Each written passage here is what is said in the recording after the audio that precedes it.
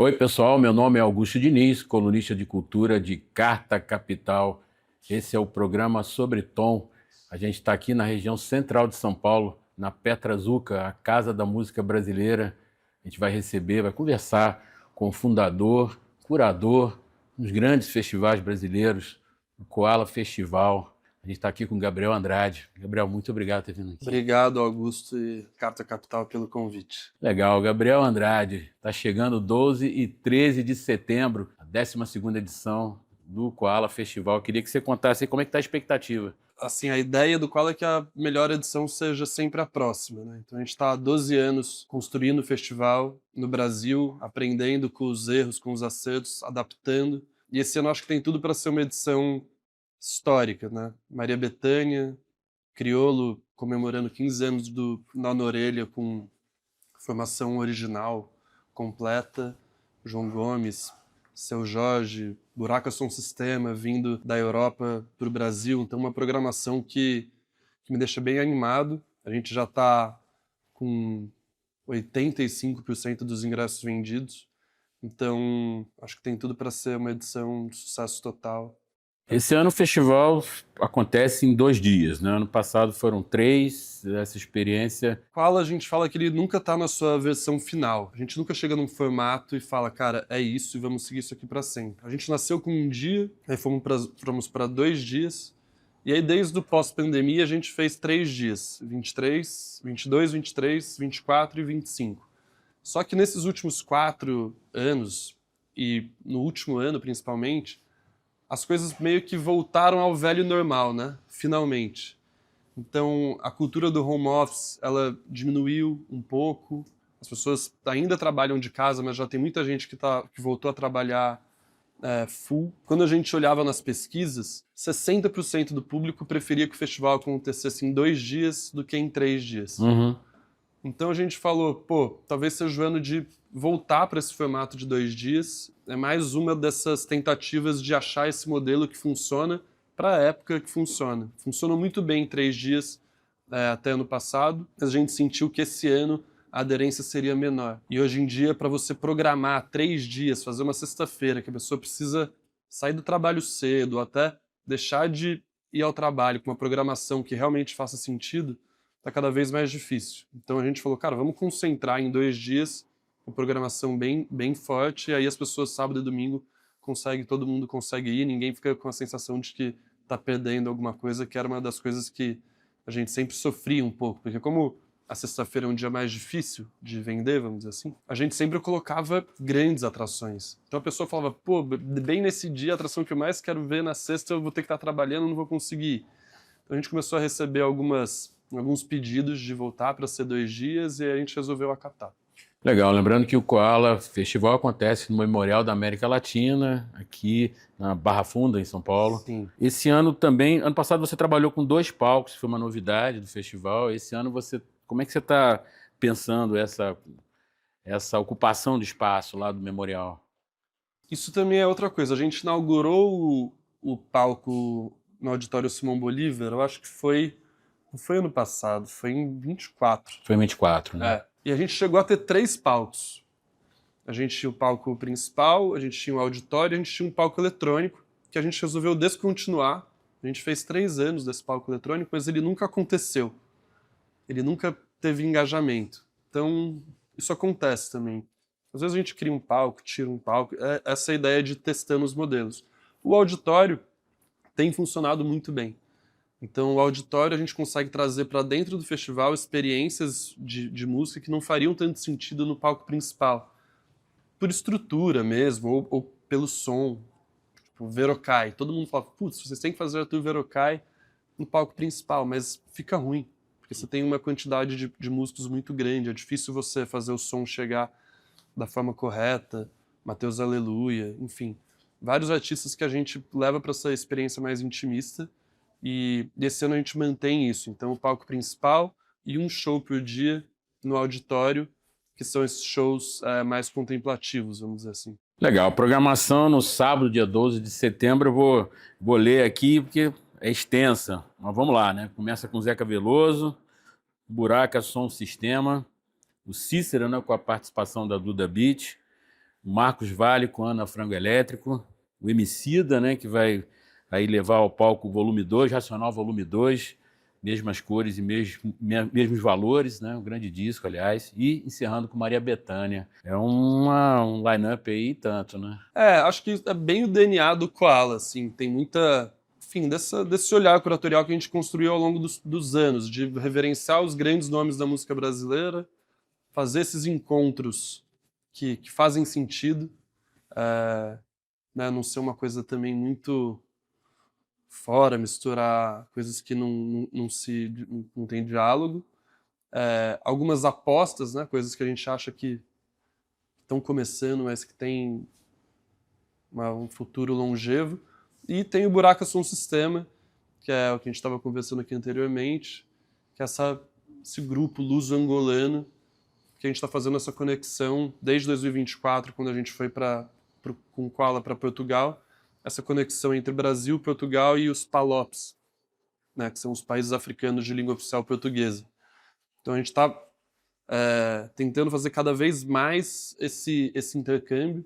O Buraco Som Sistema, eu brinco que seria quase que o equivalente ao Baiana System, não só para Angola, mas para vários ritmos africanos. Uma banda que pegou todas essas células rítmicas africanas e trouxe para linguagem eletrônica. E foi um sucesso absurdo na Europa há 10, 12 anos. E eles voltaram agora, um reencontro, um comeback. E por essa relação que a gente criou em Portugal, eles toparam vir para o Brasil. Então é um dos shows que eu acho que as pessoas menos estão se ligando e que talvez seja mais surpreendente. E hoje no Brasil tá tão difícil fazer uma curadoria original, né? Que eu acho que essa ponte que a gente está fazendo com Angola, Cabo Verde, Moçambique, Portugal, talvez para o futuro do Koala seja uma das coisas que deixa o festival mais interessante. Entendi. Tem também essa junção de trazer um nome consagrado com um nome que está em ascensão, né? Talvez o grande destaque aqui seja o Marcos Valle com Ana Frango Elétrico, que é um show que a gente já fez, né, ano passado, no auditório Simão Bolívar, no fim do ano. Acho que foi a primeira vez que eles fizeram um show realmente, foi no Koala Apresenta, no auditório. E foi um projeto fora do Koala Festival, sim, uma outra... Exato. E foi tão incrível que a gente falou, cara, isso precisa continuar rodando. E eles vão fazer em Buenos Aires, vão fazer no Koala, acho que vão fazer outros shows. Mas é um match que deu muito certo. E você vê os dois no palco. Tipo, no auditório já foi incrível, mas vendo no auditório eu fiquei com a sensação de que aquilo poderia viver no palco principal e ganhar ainda mais corpo. Corpo. Sim. Legal. Falando aí da programação de domingo, dia 13, né? Tem também aí uma galera muito boa. Começa aí com Sofia Chablau e o Felipe Vaqueiro. São revelações aí, a Duquesa. O Ed Luna, né, com a participação do Fat Family, o João Gomes, Seu Jorge e Criolo, aí um show especial, celebrando os 15 anos do álbum Nó na Orelha, né, que é um descasso. Conta um pouco aí dessa programação de domingo. Cara, domingo acho que é só pancada, né? Não tem nenhum show tranquilo, assim, essa sequência. Sofia Chablau e Felipe Vaqueiro, eu sou muito fã dos dois. A Sofia, eu acho que para mim hoje uma das maiores compositoras da geração. Esse disco, Handicam, é incrível, é um disco que não chegou muito no público grande, mas... É um disco que ela fez com o Felipe Vaqueiro, né? Que é maravilhoso. A Duquesa, eu acho que é talvez a principal representante desse novo momento do rap, que quem tá mandando são as mulheres, né? Rap feminino. Duquesa, Júlia Costa, Nanda Tsunami, Buda, Lia Soul, Buda. Então, acho que a grande coisa do rap hoje é essa galera, e a Duquesa talvez seja a maior. Ed Luna e Fat Family, que é esse tipo de encontro que parece inusitado, mas faz muito sentido. Eu acho que vai ser um dos destaques, é um dos shows que eu tô mais animado.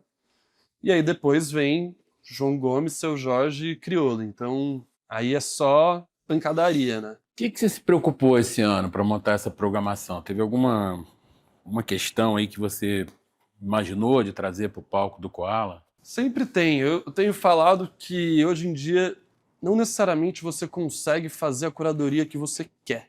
Você faz a curadoria que você consegue dentro do que você imaginou. à medida que o festival cresce, você vai tendo uma pressão comercial maior também. Então, o Koala já teve lineups que eram totalmente indie, vamos dizer assim, que hoje não se aplicaria mais. É sempre essa, como que a gente consegue fazer um balanço entre uma programação que tenha potencial comercial, mas que tenha ali uma sagacidade, né? Que não perca a identidade, o charme. Então, eu sempre penso o Koala meio assim. E aí tem anos que tem algumas coisas que precisam aparecer. Às vezes tem um movimento que está muito latente, você pensa, cara, eu preciso focar aqui. Esse ano foi talvez uma das programações mais difíceis de montar. Por uma questão de agenda, de artista, de... Enfim, coisas que fogem ao controle da curadoria, entendeu? Uhum. E mesmo assim, eu acho que a gente conseguiu chegar numa curadoria incrível. Assim, quando eu olhei a versão final do line-up, eu falei, isso aqui é muito Koala. E ele, pra mim, ele dá check em todas as coisas que a gente se preocupa, assim. Cara, reverenciar grandes nomes, pegar essa galera que tá no midstream e potencializar, porque eu acho que o festival ele tem esse... Ele precisa também reforçar alguns nomes. Esse caso de trazer o Emicida e o Criolo, que são dois nomes de peso ligados ao rap, Sim. e batem muito nessa tecla da transformação do rap, né? Do rap como elemento importante de transformação social. Total. Eu acho essa importância de trazer os dois, eu queria que você citasse, que você falasse um pouco. Cara, isso não foi nenhuma coisa tão pensada assim, mas é muito forte, né? Eu acho o Nó na Orelha, por enquanto, se não é o principal disco do século XXI, ele tá nos tops 5, no mínimo. Eu sou muito fã, eu acho que quem viveu a época sabe o impacto que foi um disco que mexe nas estruturas do rap e da MPB ao mesmo tempo. O show era uma coisa incrível. E o Emicida voltando agora com esse disco. O Emicida que também saiu de uma... Eu lembro de ver o Emicida no Sarajevo, né? Tipo, cara, tocando para pouquíssimas pessoas. Ele virou já Ele já tá no panteão, assim, da música brasileira. Acho que os dois estão, então. E representantes do rap, né? Então isso é uma coisa... relativamente nova, assim, né? O D2, Dom L, Black Alien. Esses caras, eles vão ocupar um lugar que, tipo, de medalhões, né? Só que tem uma trajetória aí ainda para acontecer isso. E eu acho importante reforçar esses nomes. No domingo vai ter um baile também. Não sei como é que vai acontecer, mas eu queria que você relatasse aí. É o Ron Santana e Edmilson dos Teclados. Sim. Ron Santana é o príncipe do Bexiga, né, em São Paulo. Não sei quanto você conhece, mas ele tem os bailes que ele faz. Um cara que começou, cara, tocando na rua com uma caixinha de som, e hoje ele tem, assim, o próprio baile, ele lota festas e casas semanalmente. É um fenômeno popular da cidade de São Paulo. E o Edmilson dos Teclados tem uma trajetória parecida no Rio. Então, um estilo muito próprio, assim. Tecladinho, chapéu de cowboy, cantando clássicos da música popular brasileira. E fazia tempo que eu queria fazer alguma coisa com essa galera que está movimentando as cidades no dia a dia, assim. Não necessariamente é uma coisa autoral, etc. É autoral, mas assim, são pessoas que fazem versões, mas que conquistaram um público gigante e que você não vê muito nos festivais. Agora tá começando a rolar mais. O produtor do Edmilson dos Teclados, que é um grande amigo meu do Rio, falou, cara, vamos fazer o Ed no Koala, vai ser show. Eu falei, cara, vamos, mas vamos além, vamos trazer ele e o Ron, que é a união no mesmo movimento, assim, vamos dizer, do Rio e de São Paulo, botar os dois juntos. Então eu acho que vai ser um momento que as pessoas, quando a gente anunciou, eu vi que muita gente não entendeu. Ficou meio, cara, que esquisito, né? Só que ao vivo eu tenho certeza que vai ser... E como é que vai acontecer? Porque você tem ali entre as atrações, você coloca sempre um DJ, né? Eles ocupam um slot de DJ. Tá. Só que como é uma formação muito simples, não tem, a virada de palco é muito rápida. Porque é um teclado e um microfone, entendeu? Então dá pra fazer isso. A gente já fez isso há alguns anos. A gente fez isso já com Braime, Puterrier, Dada Joãozinho. E esse ano a gente resolveu fazer o Ron Santana e Edmilson dos teclados na abertura do João Gomes. Então eles vão ser essa transição entre o show da Lued e Fat Family para ir aquecendo os motores pro João Gomes. Legal. E tem uma série de DJs também, né? Sim. Os DJs, desde a primeira edição do Koala, eles sempre foram parte essencial do festival. Porque eu brinco que a maioria quando a gente criou o Koala, a gente tinha mais referência do que não fazer do que fazer. E uma das coisas que me incomodava muito em festival é o show acaba naquela energia alta, aí apaga a luz, abaixa o som, entram os holds, começam a tirar as coisas, fica uma sensação de vazio no palco. Você acabou de ver um show incrível e de repente morre, né? E aquilo para mim era sempre uma queda de energia, de expectativa muito alta. Então no qual a gente sempre preencheu esse espaço com o DJ e também pensando os DJs como transição de uma vibe para outra. Então, se você faz um corte seco, é esquisito, né?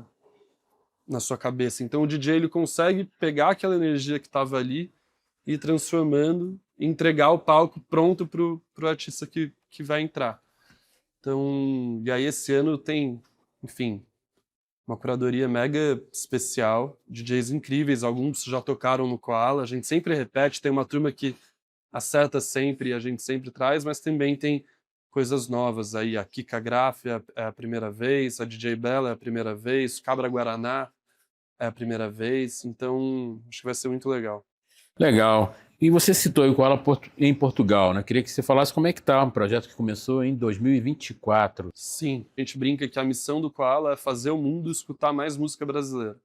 E isso guia todas as frentes de negócio, né? Tanto o festival, quanto o selo, quanto as coisas que a gente produz de conteúdo, como reafirmar essa autoestima da música brasileira e dar vazão para isso, não só no Brasil, mas internacionalmente.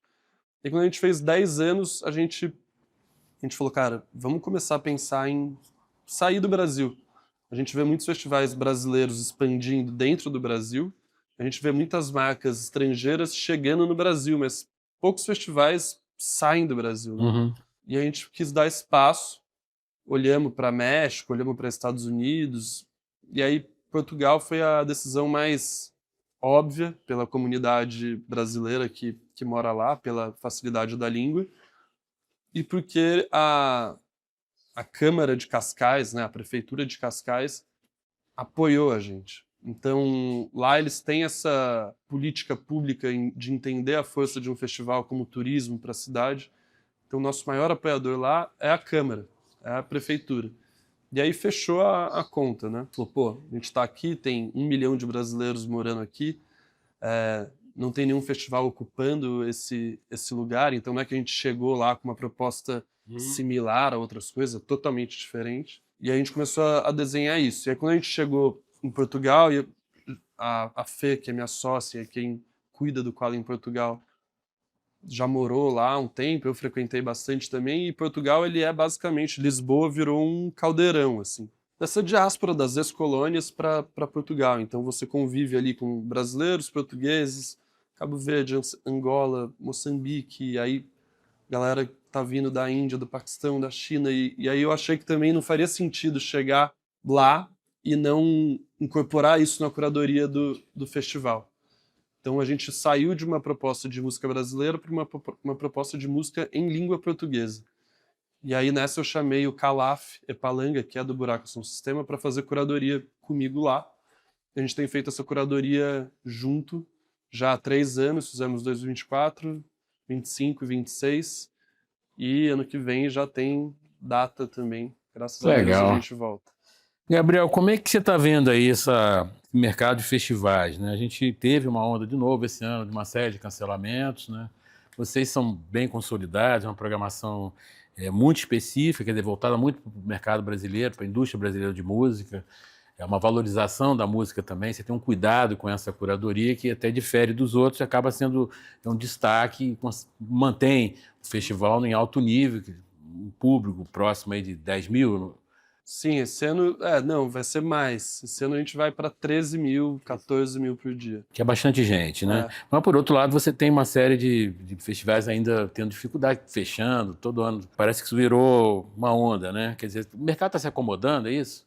Eu acho que agora tá voltando para uma normalidade. Pós-pandemia surgiram muitas coisas e eu bato um pouco na tecla de que surgiram coisas sem autoralidade, sem identidade.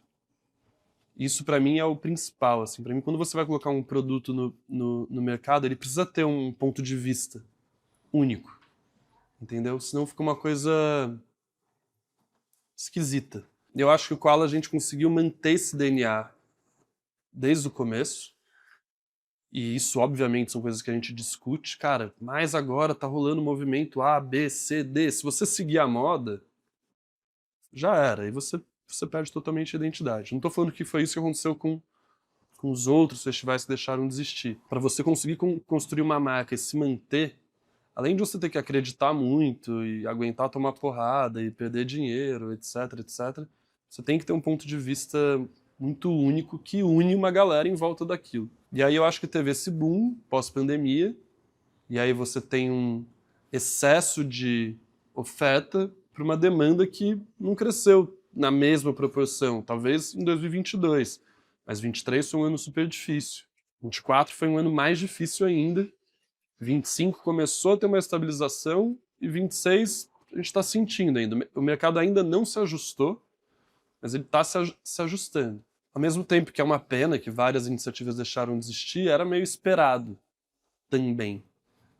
E aí isso não é só o mercado de festivais, tem todo um contexto macroeconômico que eu acho que afeta o consumo de música também. Mas o principal que aconteceu pós-pandemia, como surgiram muitas iniciativas, não só de festival, mas os shows em estádio, as turnês, a quantidade de artistas estrangeiros vindo para o Brasil, a oferta cultural em São Paulo é uma loucura, né? Isso inflaciona tudo. Então, o custo dos artistas sobe muito, dos fornecedores. Então, o que aconteceu no pós-pandemia é que as margens foram achatadas. Então, ficou muito difícil fazer a conta fechar mesmo. E eu acho que nessa muita gente desiste, né? Porque se você bota na ponta do lápis, não faz sentido. O volume de trabalho e de investimento que você tem para a margem que você vai ter. Ainda mais hoje no Brasil com uma taxa de juros muito alta.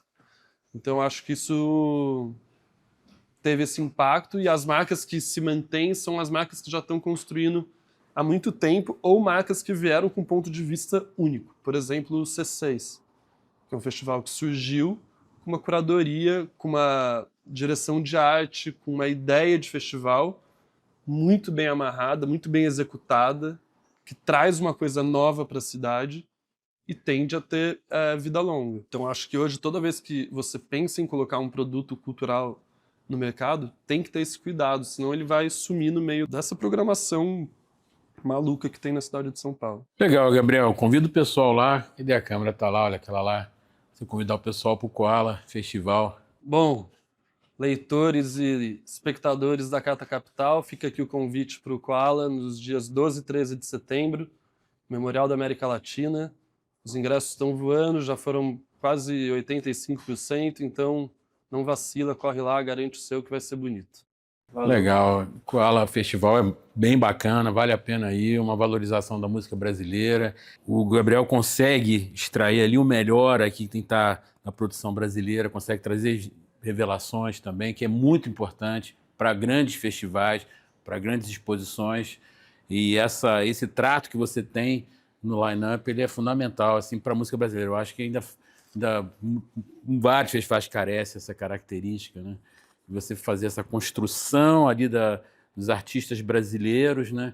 Que pode trazer algumas importantes, mesclar com revelações, artistas com gêneros que estão aí, que estão dando a pauta da música brasileira. Eu acho que você consegue ter esse olhar bem cuidadoso, e por isso o festival está na 12ª edição. É isso, obrigado. Isso é um trabalho meu e do Marcos Preto, que está na curadoria comigo desde 2016 e que sempre me ajudou a moldar essa visão e chegar na nossa o nosso olhar único que eu estava te falando anteriormente. Legal, obrigado, Gabriel. Valeu, obrigado pelo a você. espaço. Legal.